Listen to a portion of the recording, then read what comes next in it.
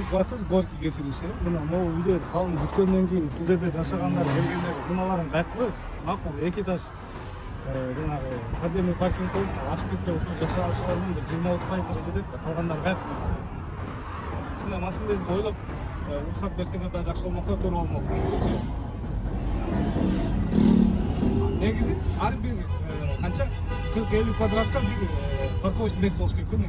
Бир домдо мисалы үчүн жалпы 20 миң чарчы метр болсо, демек ал домго бир 400 автоунаага парковка болуш керек да.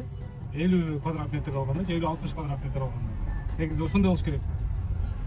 Переулоктарда ошондой болуп кеткен да, себеп дегенде Байтик батырдын ар жагында, Байтик табыр тиги булардын офистеринин өздөрүнүн парковочный месtosi жок. Ошол жакта иштегендер бүт машиналарын көрүнгөн жерге чыдап кетишет, монтипче тоскоолдук жана. Бул жактарда ушундай көрүнүш.